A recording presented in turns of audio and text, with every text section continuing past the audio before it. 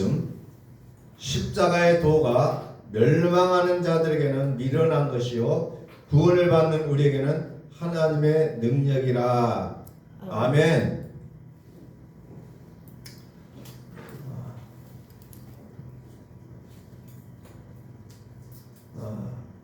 예, 원래는 오늘이 이제 부활주일이지만은 여러 가지 이유로 인해서 또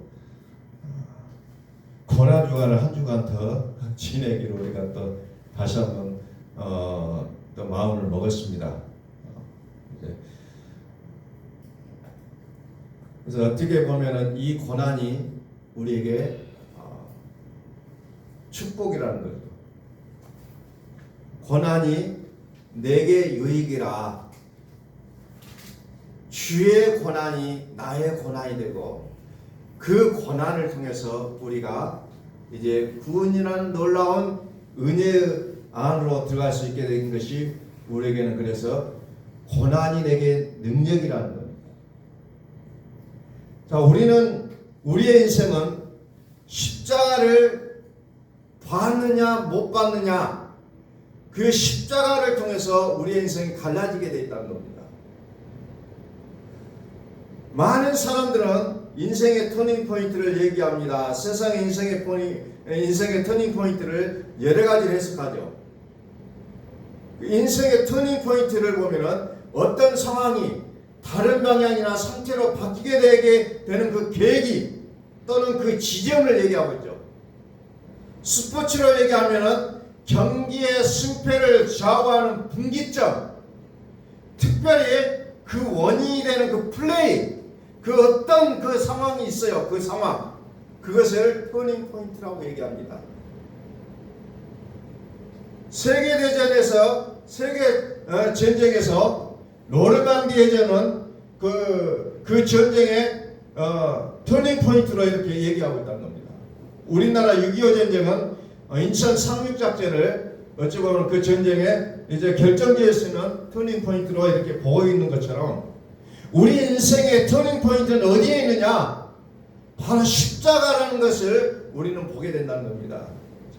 고린도전서 1장 18절 말씀, 십자가의 도가 멸망하는 자들에게는 미련한 것이요 구원을 받는 우리에게는 하나님의 능력이라. 아멘. 십자가, 우리의 믿음에 있어서 십자가를 떼어놓고는 생각할 수가 없다는 겁니다. 예수 그리스도의 그 십자가, 그 십자가 나의 십자가가 되지 않고는 결단코 우리 인생은 변화가 될 수가 없다는 겁니다. 절대로 변화가 없어요. 그래서 고린도후서 5장 17절에서 뭐라고 합니까? 그리스도 안에 있으면 새로운 피조물이라고 했잖아요. 그리스도가 있느냐 없느냐에 따라 그 그리스도는 십자가를 통해서 우리에게 의롭게 하게 하여 그리스도의 모습을 우리에게 보여주고 있다는 그 기준점이 있다는 거예요. 인생의 기준점. 과연 여러분들 인생의 기준점을 어디에다가 두고 있는 겁니까? 그것은 십자가를 우리는 결코 빠뜨릴 수가 없다는 거죠. 그래서 십자가에다가 멸망하는 자들은 미련하게 보인다는 거죠. 세상 사람들이 볼 때는 십자가는 미련하게 보인다는 겁니다. 그러나 구원을 받는 우리에게는 이 십자가야말로 하나님의 능력으로밖에 보이지 않는다는 겁니다. 이것이 세상 사람과 우리의 시각의 결정적인 차이라는 겁니다. 십자가를 어떻게 보느냐,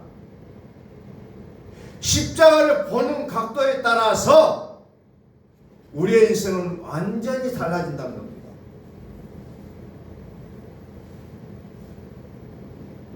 그래서 십자가는 우리를 천국으로 갈 수 있느냐 아니면 지옥으로 갈 수 있느냐 결정적인 계기를 가져다는 것이 십자가입니다. 그래서 십자가를 해석하는 것에 따라 우리의 인생은 이제 영생이냐 아니면은 영원한 주이냐 이것이 갈리게 돼 있다는 거죠. 로마서 14장 봅니다. 로마서 14장 7절. 로마서 14장 7절부터 9절까지 보면은 우리 중에 누구든지 자기를 위하여 사는 자가 없고 자기를 위하여 죽는 자가 없도다. 우리가 살아도 주를 위하여 살고 죽어도 주를 위하여 죽나니 그러므로 사나 죽으나 우리가 주의 것이로다. 이를 위하여 그리스도께서 죽었다가 다시 살아나셨으니 곧 죽은 자와 산 자의 주가 되리라 하심이라. 아멘. 이제 십자가가 보이는 자에게는 어때요? 이제 그 인생이 이제 나의 것이 아니라는 것을 고백하게 되어 있다는 겁니다. 누구든지 자기를 위하여 사는 자가 없고 자기를 위하여 죽는 자도 없도다. 그러나 우리가 살아도 주를 위하여 살고 죽어도 주를 위하여 죽나니 그러므로 사나 죽으나 우리가 주의 것이로다 그랬잖아요. 십자가를 보는 자는 이제 더 이상 나의 인생이 내 것이 아니었구나. 나의 생명도 나의 죽음도 나의 것이 아니었구나를 고백하게 되었다는 겁니다. 이를 위하여 그리스도께서 죽었다가 다시 살아나셨으니 곧 죽은 자와 산 자의 주가 되려 하십니다. 그래서 그리스도는 죽은 자와 산 자의 주다는 거죠. 만물의 주라는 겁니다. 죽은 자와 산 자의 주가 되려 하십니다. 그리스도께서 죽었다가 다시 살아나셨기 때문에 산 자와 죽은 자의 주가 되셨다는 것을 성경은 말씀하고 있습니다. 그래서 우리는 십자가를 보는 자는, 이 십자가는 하나님의 능력으로 보는 자는 어때요? 이제는 살아도 주를 위하여 죽어도 주를 위하여 죽나니 그러므로 사나 죽으나 내가 누구의 것이다? 주의 것이라는 것을 고백할 수밖에 없다는 겁니다. 여전히 우리의 삶 속에서는 내가 인생의 주인으로 살고자 하는 발버둥치기 때문에 우리가 어떤 사건을 만날 때마다 우리는 절망하고 낙담한다는 겁니다. 절망하고 낙담한 것은 여전히 내 인생의 주가 나이라는 것을 고백하고 있다는 겁니다. 그러나 그런 것이 와도 여전히 상관없이 살아가는 자는 어떤 자요? 사나 죽으나 나는 주의 것임을 고백하는 자의 모습이라는 겁니다. 이제 우리는 주를 위하여 사는 자들이에요. 세상 사람들은 십자가를 미련한 것으로 보지만은 우리는 십자가가 그야말로 하나님의 능력이었구나라고 우리는 고백할 수밖에 없다는 겁니다.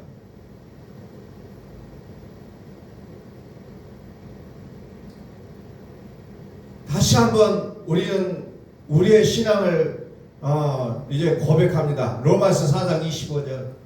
예수는 우리가 범죄한 것 때문에 내줌이 되고 또한 우리를 의롭다 하시게 하여 살아나셨느니라. 이게 우리의 신앙의 중심에 놓여 있는 말씀이 되어야 된다는 겁니다. 예수는 나의 범죄한 것 때문에 내줌이 되고 십자가를 지시고 또한 나를 의롭다 하시게 하여 살아나셨다는 것을 이제 우리의 인생의 중심에 놓으라는 겁니다. 십자가가 뭐냐? 십자가 바로 예수님이 나의 범죄한 것 때문에 내줌이 되는 것이 십자가예요.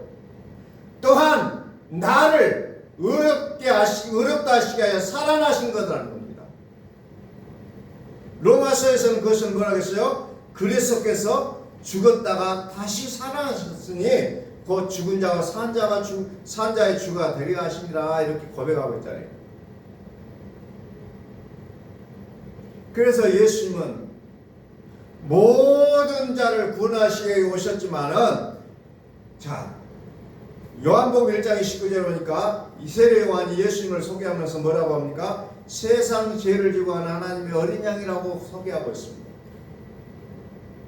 이것을 듣고 저분이 세상 죄를 지고 하는 하나님의 어린 양이구나 라고 믿는 자들은 복이 되지만 그러나 그것을 듣는 자가 다 믿는 건 아니잖아요.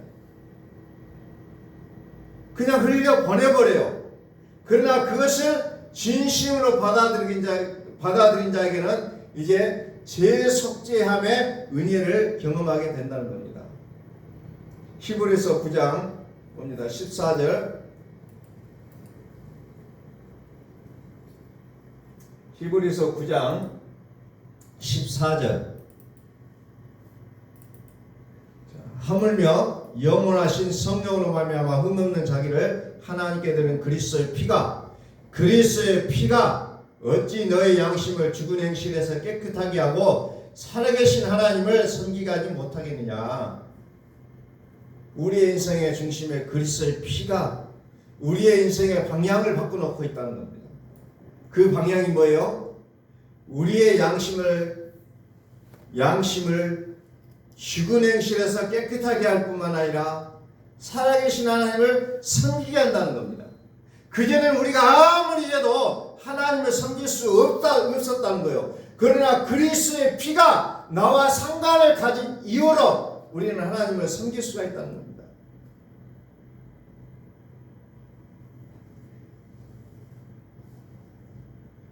하나님을 섬길 수 있는 특혜를 주었다는 거죠. 그러나 그전에는 아무리 내가 하나님을 섬기려고 했지만은 하나님을 섬길 수가 없다는 겁니다. 과거에 시골교회를 목회하다 보면은 참 그 어려운 상황 가운데 있을 때 불신자들이 많이 도와줘요. 뭐 쌀도 갖다 주시고 채소도 갖다 주시고 불신자들이 많이 갖다 도와주기도 하고 우리를 교회를 위해서 힘써주기도 하지만 그러나 그리스도의 피와 상관없는 사람들이 하는 그 몸부림은 좋은 일은 될 수가 있지만은 하나님을 섬기는 것은 상관이 없다는 거예요.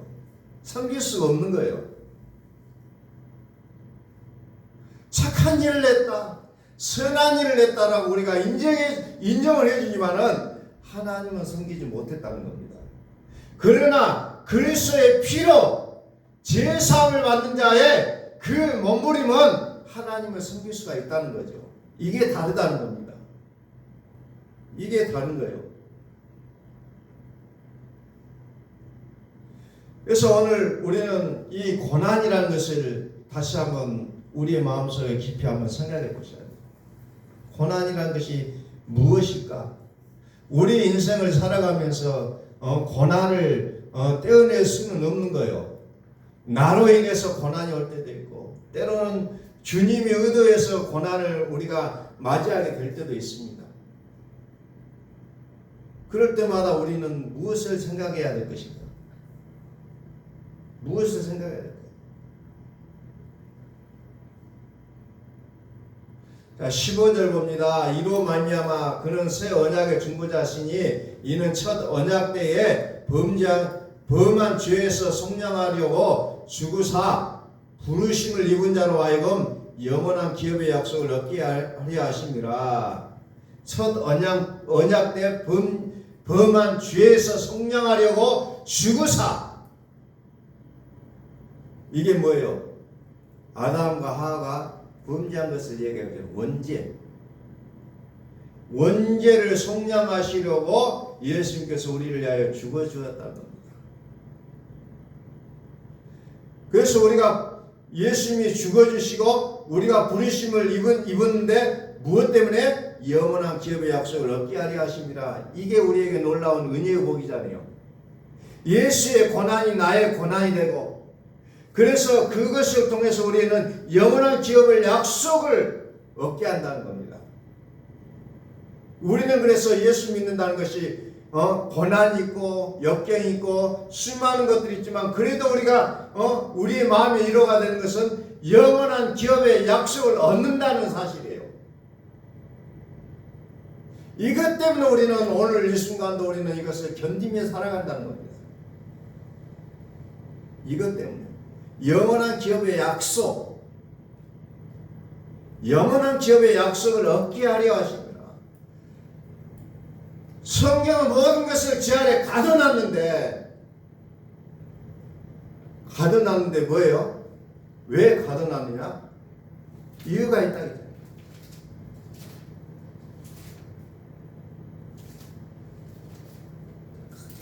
갈라디아서요. 성경은 모든 것을 저 아래 가둬놨는데 왜 그랬나? 이는 예수 그리스도를 믿음으로 말미암아 약속을 믿는 자에게 주려고 했던, 약속을 믿는 자에게 주려고. 약속을 믿는 자, 영원한 기업의 약속을 얻게 한다는 겁니다. 모든 것을 성경은 제 아래 가둬놨다는 거죠. 그래서 그래서 예수 그리스도로 말미암아 예수 그리스도를 믿음으로 이제 이 죄 문제가 해결됨으로 인해서 영원한 기업의 약속을 얻게 한다는 겁니다. 그래서 우리는 그것이 성경이 모든 것을 제 안에 가둬놨다고 해서 그 절망이 아니라는 겁니다. 내 인생이 우겨싸움을 당하고 모든 것이 갇혀 있어요. 이것이 절망이 아니에요. 왜? 예수 그리스도를 믿으면 된다는 겁니다. 예수 그리스도를 믿으면 영원한 기업의 약속을 얻게 한다는 겁니다. 예수 그리스도를 믿음으로 말미암는 약속, 예수 그리스도를 믿음으로 말미암는 약속을 누구에게 줍니까? 믿는 자에게 준다는 겁니다. 그래서 우리는 아직 희망이 있습니다. 우리의 삶이 아직도 힘듭니까? 아직도 고난의 연속입니까? 그래도 여전히 우리는 희망이 있다는 겁니다. 왜? 예수 그리스도를 믿음으로 말미암는 약속을 믿는 자에게 주려 함이라. 부르심을 입은 자로 하여금 영원한 기업의 약속을 얻게 하려 하심이라. 아직 우리는 소망이 있다는 겁니다. 아직 우리에게는 절망이 아니에요. 우리에게 맞닥뜨린 이 벽이 더 이상 끝이 아니라는 것을 성경은 우리에게 약속하고 있다는 겁니다. 이 고난을 우리가 예수님의 고난을 이제 나의 고난으로 여기신다면 이제 우리는 영원한 기업의 약속을 얻을 수 있게 되는 놀라운 축복 아래로 들어갈 수가 있게 된다는 겁니다. 고린도후서 5장 17절 봅니다. 고린도후서 5장 17절. 그런즉 누구든지 그리스도 안에 있으면 새로운 피조물이라. 이전 것은 지나갔으니 보라 새 것이 되었도다. 과거에 얽매일 이유가 없다는 거죠. 예수 믿는 사람은 과거에 얽매이지 말라는 겁니다. 하나님 우리의 과거를 묻지 않는다 그랬어요. 히브리서에도 약속하잖아요. 너희의 과거를 기억하지 않겠다. 너희의 불법을 기억하지 않겠다. 이전 것은 지나갔다는 겁니다. 보라 새 것이 되었도다. 어디에서? 그리스도 안에 있으며, 그리스도 안에 있으며 십자가를 붙들면 이제 새로운 피조물이라는 것을 성경이 말합니다. 21절.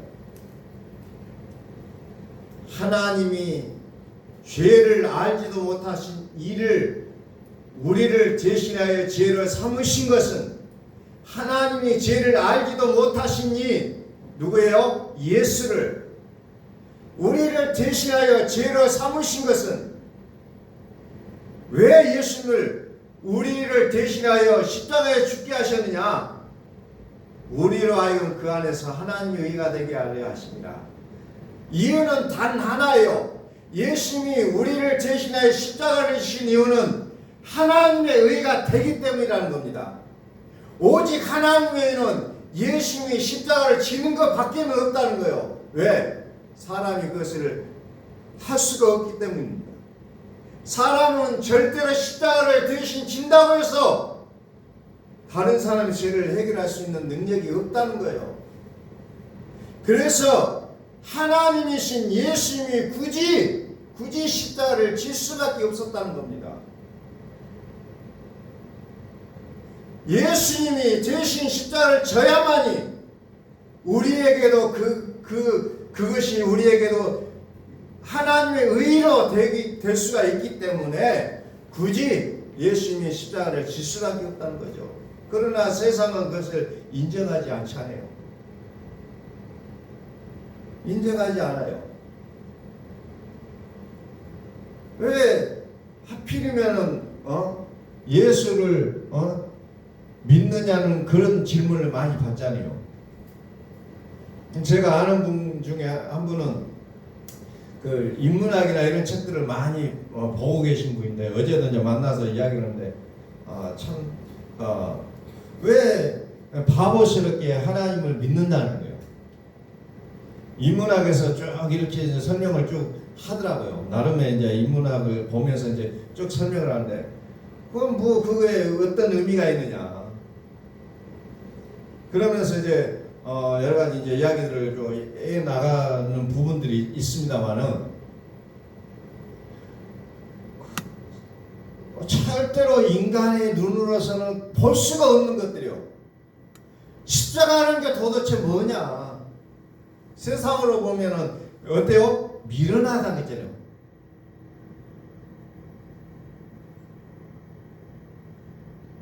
십자가의 도가 멸망하는 자들은 미련한 것이요. 구원을 받는 우리에게는 하나님의 능력이라고 했잖아요. 그러니까 여러분들 사람들을 만나서 이야기해 보면 하나님을 저주하고 십자가를 무시하고 그 믿음이 하나님 믿는다고 뭐가 되느냐라고 얘기하는 사람 보면 여러분들은 그 멸망한 자들아 이렇게 볼 수가 있어요. 대놓고 당신은 멸망할 수밖에 없다고 말할 수는 없지만 이기는 것이 멸망하는 자의 모습이구나. 우리는 이것을 이해할 수가 있다는 겁니다. 멸망하는 자들은 미련한 것이요. 교회하는 것이 미련해요. 오늘같이 좋은 날 교회 와서 예배드리지 말고 꽃구경이나 하고 다니면 얼마나 좋아요. 아니면은 쉬는 날 가서 일을 하면 더 많은 돈을 벌 수 있으니까 얼마나 좋아요. 미련하다는 거예요. 왜 그렇게 사냐? 미련하다는 겁니다. 세상으로 보면 너무 미련해요. 그러나 구원을 받는 우리에게는 십자가가 뭐예요? 하나님의 능력이라는 겁니다. 이게 복이에요. 이게 복. 내가 오늘 일을 하루 덜 해서 못 보는 것이 손해가 아니라 하나님을 예배하고 경배하는 것이 내게 복이라는 것을 우리는 믿음으로 받아들일 수 있기를 소망합니다. 십자가의 도가 멸망하는 자들은 미련한 것이요 구원을 받는 우리에게는 하나님의 능력이라. 참 이제 정말 이제 그동안 이제 비가 좀 오면서 조금 그런 게 없었는데 정말 멋있더라고요. 어제도 보니까 동천이나 어떤 이제 시내 거리를 다녀보니까 화사해요. 화사해. 좀 안타깝게 이제 황사에서 좀 뿌옇게 보이는 것도 있었습니다만은 화사하더라고요. 너무 기분이 좋아져요. 오늘 같은 날도 예배 드리지 않고 그냥 꽃구경 가면은 마음에 그 위로가 있고 그냥 마음에 기쁨이 넘칠 수가 있다는 거죠. 그러나 하나님이 주신 그 은혜와 평강과는 맞바꿀 수가 없기 때문에 오늘 우리가 이 시간을 또 기억하며 하나님 앞에 나올 수 있었다는 겁니다.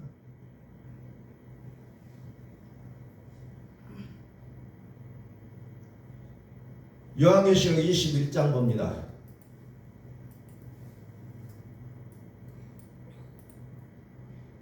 십자가가 뭐냐? 또 보좌에 앉으신 이가 이르시되 5절 보좌에 앉으신 이가 이르시되 보라 내가 만물을 새롭게 하노라 하시고 또 이르시되 이 말은 신실하고 참됨이 기록하라 하시고 내가 만물을 새롭게 하노라. 옛하늘과 옛 땅은 이제는 다 불태워지고 없어져야 되고 이제 새하늘과 새 땅으로서 만물을 새롭게 하신다는 겁니다. 새하늘과 새 땅. 또 내게 말씀하시되 이루었도다. 나는 알파와 오메가여 처음과 마지막이라. 내가 생명수 샘물을 목마른 자에게 값없이 주리니 이기는 자는 이것들을 상속으로 받으리라. 나는 그의 하나님이고 그는 내 아들이 되리라. 상속으로 받으리라. 이것들을 상속으로 받으리라. 나는 그의 하나님 되고 그는 내 아들이 되리라. 십자가는 하나님의 능력이에요. 미련한 것이 아니에요. 십자가를 통하여 우리는 하나님의 아들이 되는 권세를 가지게 된다는 겁니다. 왜냐하면 오늘 우리가 하나님 앞에 예배할 수 있는 것이 얼마나 큰 축복인지, 우리는 참 그것을 알 수 있게 어찌 보면 다행이라는 겁니다. 하나님 앞에 나올 수 있는 이 놀라운 은혜의 복, 이건 아무에게나 주지 않잖아요. 정말 이 세상에 수많은 인구가 살고 있지만은 이 복을 아무나 누리는 복은 아니라는 겁니다. 아무나 누리는 복이 아니에요. 하나님께서 택하시고 부르신 자들만이 누릴 수 있는 특권이라는 겁니다. 그 특권 안에 우리를 부르신 은혜를 우리는 감사할 수 있기를 소망합니다. 감사하셔야 돼요. 십자가의 도가 멸망하는 자들에게는 미련한 것이요 구원을 받는 우리에게는 하나님의 능력이라.